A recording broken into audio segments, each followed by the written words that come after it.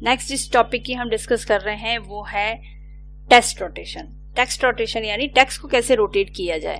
ठीक है, जनरली कई बार होता है कि हमें टेक्स्ट को रोटेट करने की जरूरत होती है। हेडिंग अगर बड़ी होने की वजह से हमें उस टेबल को अरेंज करना होता है। अब अरेंज करने के लिए हम टेक्स्ट को रोटेट भी कर सकते हैं, अलग अलग कंडीशन में हम रोटेट कर सकते हैं। जिस टाइप से आप अपना वर्क करते हैं उसके अकॉर्डिंग अगर आपको लगता है कि आपकी हेडिंग बहुत ज्यादा लेंथ में ज्यादा है तो आप उसको रोटेट भी करके उसको सेट कर पाएंगे।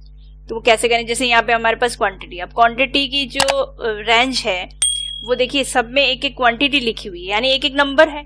अब एक एक नंबर के लिए काफी एक्स्ट्रा स्पेस इस सेल में दिया गया है।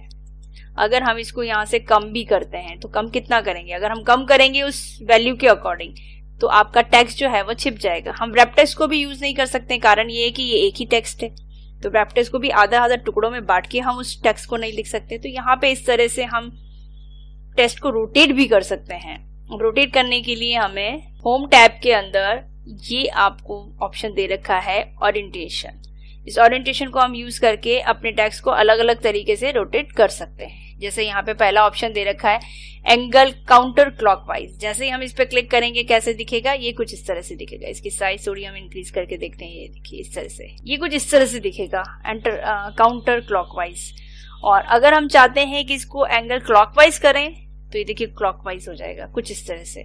अगर हम सारा सेट करना चाहते हैं तो सारे को सेट करके देखेंगे तो हमें ये देखिए इस तरह से, ये हम अपने टेबल का लुक जो है वो इस तरह से भी बना सकते हैं। आपने कई टेबल्स इस तरह से भी बनी हुई देखी होगी जिसमें इस तरह से भी टेक्स्ट को रोटेट किया गया है। नेक्स्ट हम दूसरा ऑप्शन देखते हैं, इसको भी हम कंट्रोल Z कर देते हैं। ये हमने वापस नॉर्मल बना दिया। इसके अलावा देखो और भी ऑप्शन है, जैसे वर्टिकल टेक्स्ट। अगर हमें वर्टिकली में लिखना, हेडिंग को हमने सेलेक्ट किया वर्टिकल टेक्स्ट, तो ये वर्टिकली देखो ये इस तरह से वर्टिकली में आएगा। ये देखो इस अब हर टेबल पे इसका यूज नहीं है। पर्टिकुलर किसी टेबल पे आपने ऐसी कोई टेबल बनाई है जिसमें आपको इस तरह से उसको टेक्स्ट को लिखना है तो आप उस पर्टिकुलर टेबल पे इसको यूज ले सकते हैं। नॉर्मली कोई टेबल आपने बनाई है ऑफिशियली तो वहां पे हो सकता है कि ये इस तरह से दिखेगा, तो कैसे आप उसको अरेंज करेंगे। तो ये आपको एक ऑप्शन दे रखा है, ये हमने इसको कंट्रोल Z करके वापस इसको अपनी सही पोजीशन पे सेट कर लिया है।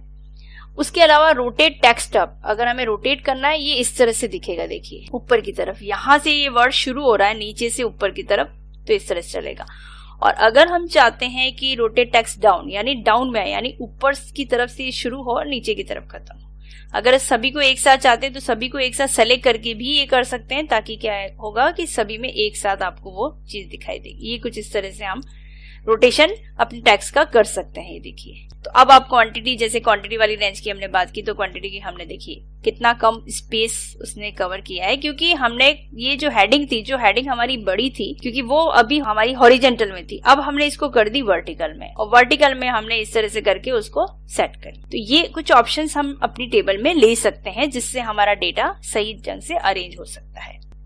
इसके बाद इसी में आपको फॉर्मेट सेल अलाइनमेंट का ऑप्शन भी मिलता है, जिसमें आपको हॉरिजेंटल और वर्टिकल दिया गया है। हॉरिजेंटल यानी अलाइनमेंट का ऑप्शन जो आपको होम टैब में दिखता है, ये वही अलाइनमेंट है जो हॉरिजेंटल और वर्टिकल में है, लेकिन इसमें ये लेफ्ट, ये सेंटर और ये राइट, ये तीन अलाइनमेंट तो हॉरिजेंटल के पार्ट होते हैं, और वर्टिकली ये यानी टॉप अलाइन है, मिडिल अलाइन है या बॉटम अलाइन है ये। तो अभी यहाँ पे कौन सा यूज किया गया है, वर्टिकल बॉटम अलाइन यूज किया गया है, और हॉरिजेंटल में जनरल है।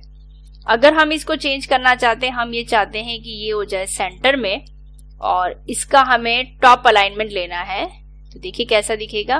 ये देखिए एक पर्टिकुलर सेलेक्ट था तो वही काम आया है।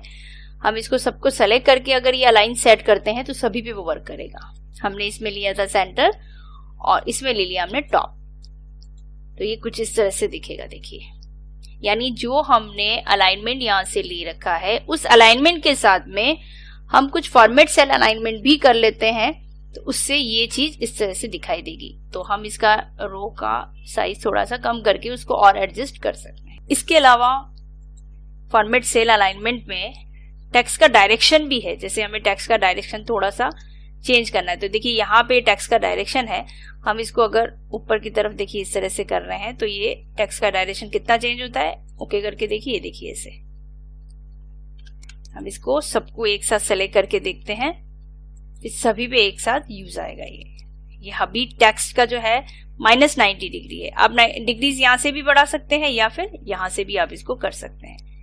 ये देखिए इस तरह से। थोड़ा बहुत अगर हमें करना है तो हम थोड़ा सा उसको बढ़ा देते हैं। कैसा दिखेगा, ये ऐसा। हमने थोड़ा सा उसका एंगल सेट कर लिया है। और अगर हम इसको इस तरह से पूरा ले लेते हैं, ये देखिए अभी माइनस में है, अगर हम इसको इस तरह से लेंगे तो कैसा दिखेगा, ये देखिए ऐसे दिखेगा। तो हमारा टेक्स्ट का डायरेक्शन हम अपने हिसाब से, अपने वर्क के हिसाब से, अपनी टेबल के हिसाब से उसको सेट कर सकते हैं। कितना डिग्री में ओरिएंटेशन चाहिए वो हम सेट कर सकते हैं। हॉरिजॉन्टल लेना है या वर्टिकल में, या हॉरिजॉन्टल में कितना लेना है, वर्टिकल में कितना लेना है, कैसे लेना है, वो सारी चीजें भी अपन देख सकते हैं। या फिर ये डायरेक्शन आपको जो दे रखे हैं वो टेक्स्ट डायरेक्शन भी आप सेट कर सकते हैं।